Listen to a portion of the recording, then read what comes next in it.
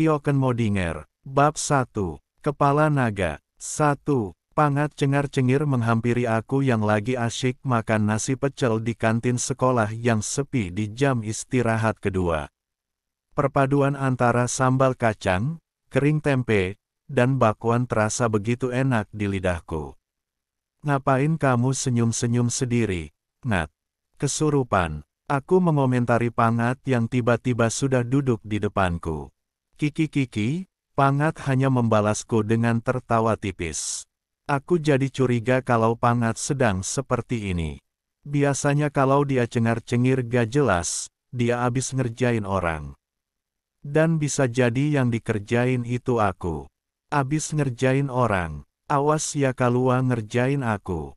Kepoku terhadap Pangat. Kiki, Pangat hanya membalasku dengan tertawa tipis lagi. Dia memandangi aku sebentar, lalu putar balik, dan melenggang pergi begitu saja. Aku semakin khawatir. Nasi pecel belum habis, segera aku bayar dan bergegas kembali ke kelas. Aku pengen meriksa apakah tas dan bangku aku baik-baik saja.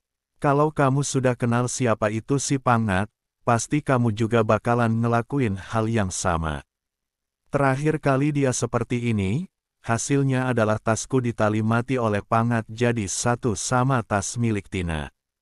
Gadis yang dianggap paling, enggak banget, sama cowok-cowok seangkatan. Gadis yang pernah cepirit di kelas gara-gara gak kuat nahan kebelet boker. 2. Ternyata tas dan bangkuku aman. Aku tanyain ke teman-teman sekelas aku juga gak ada yang lihat Pangat masuk ke kelasku, FYI. Pangat gak sekelas sama aku. Tapi aku masih khawatir, jangan-jangan motor aku yang dikerjain. Jam pelajaran terakhir, aku izin ke guru ke kamar kecil. Tapi aku gak ke kamar kecil. Aku jalan ke parkiran ngecek motor aku. Ternyata motor aku gak kenapa-kenapa. Tapi aku masih parno sama senyuman Pangat sewaktu di kantin.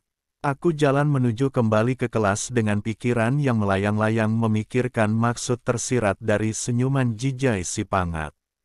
3. Motorku starter, lampu berwarna kekuningan menyala. Knalpot motor dari berbagai mereka saling bersahutan. Dari kejauhan terlihat dari belakang, Pangat melaju pelan melewati pintu gerbang parkiran. Dan itu menandakan, apa yang aku parnokan gak kejadian. Rasa tenang menggelayuti perasaan aku. Keluar gerbang sekolah terasa begitu menyenangkan. Apalagi sudah terbayang, es cendolnya Bang Saim, tukang es langganan aku. Manis, dingin dan menyegarkan. Cocok diminum sepulang sekolah sewaktu hari sedang panas-panasnya. 15 menit kemudian, aku sudah tiba di kedai kaki 5 es cendolnya Bang Saim. Agak ramai. Aku sampai harus duduk berhadapan dengan orang yang tidak aku kenal gara-gara kursi dan space mejanya tinggal cukup untuk satu orang saja. Es cendolku hisap berselingan dengan gorengan yang juga kumakan. Sedangkan orang yang di depanku sudah habis es cendolnya. Tapi dia belum beranjak meninggalkan tempat duduknya. Dalam hati aku berharap agar dia segera pergi karena aku merasa risih harus berhadap-hadapan dengan orang yang asing. Abis ini temenin aku yuk, ujar perempuan yang berhadap-hadapan sama aku. Langsung, gak ganti baju dulu, kan bau ketek, teman dari perempuan itu nimpalin. Gak usah khawatir, kan pakai jaket. Nanti tutupin jaket aja biar samar-samar baunya, kemudian ketawa. Ujar perempuan di depan aku. Dalam hati aku nimpalin, buset, ketemuan dandanannya kayak gitu. Rambut lepek, bedak udah luntur, giginya kuning, bau ketek lagi. Kasihan amat yang diajak ketemuan. Tak berselang lama, dua perempuan berambut lepek bergigi kuning itu nyah dari hadapan aku. Kakiku jadi bias aku selonjorin. Bekas gelas perempuan-perempuan tadi aku singkirin. Gelas aku dorong ke depan. HP aku keluarin dari tas, kemudian buka Facebook. Baca status terbaru Pangat, laut dan perasaan deg-degan nungguin kamu. 4. Esok hari di parkiran sekolah. Aku datang agak pagian. Gak langsung datang ke kelas, aku nongkrong dulu di kantin. Pesen teh Sri, dan beberapa mendoan. Sambil nungguin bel masuk berbunyi. Duduk sambil angkat kaki, aku sebelahan sama Jalidu. Dua penongkrong yang punya tujuan sama, nungguin bel masuk berbunyi. Bercerita mengenai banyak hal yang gak penting sembari beberapa kali saling balas kentut, tiba-tiba Pangat datang sambil muterin buku paket fisika di ujung telunjuknya. Aku dan Jalidu yang melihat aksi itu langsung pura-pura terkesima. Pangat jadi keki. Cie, yang abis ketemuan nih. Gimana-gimana?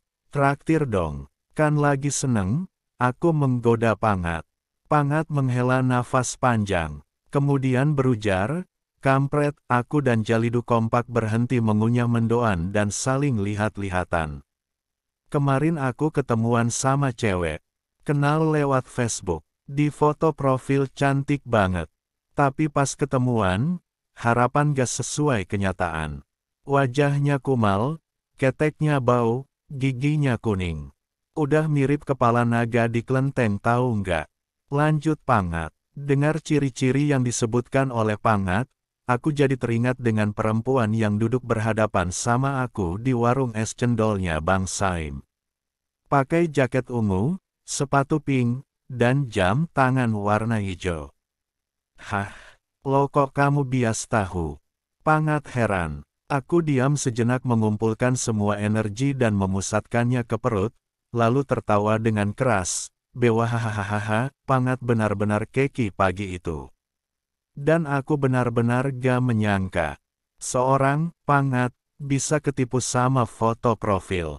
Ketipu sampai-sampai bikin dia senyum-senyum sendiri seharian kemarin. Tapi sisi positifnya adalah mulai sejak saat itu, aku, Pangat, dan Jalidu dapat pelajaran penting dalam hal bermedia sosial. Media sosial tidak bisa dijadikan acuan untuk menilai seseorang. Kebanyakan yang ditulis dan di-share di sana hanyalah pencitraan. Kayak si kepala naga, dia mungkin gak bakalan nyesel udah nipu si Pangat. Dan aku rasa bukan hanya Pangat yang ditipu, tapi juga lelaki-lelaki lain yang mungkin tiap hari chattingan sama dia. Lelaki-lelaki lain yang setiap hari menulis di dinding Facebook dia.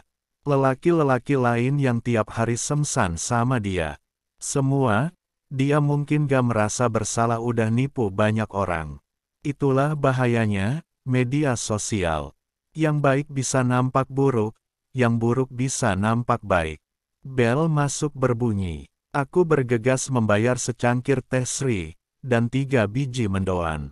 Dalam langkah menuju ke kelas aku jadi kepikiran, aku dengan si kepala naga sebenarnya sama saja. Foto profil aku juga hasil editan Photoshop. Tapi bodo amat, sekalipun sudah aku edit setengah mati, tetap saja gak ada cewek yang mau ngecat aku di Facebook sejak 2 tahun lalu sampai sekarang. Dalam hati aku pengen nangis. Hidup aku gini amat ya.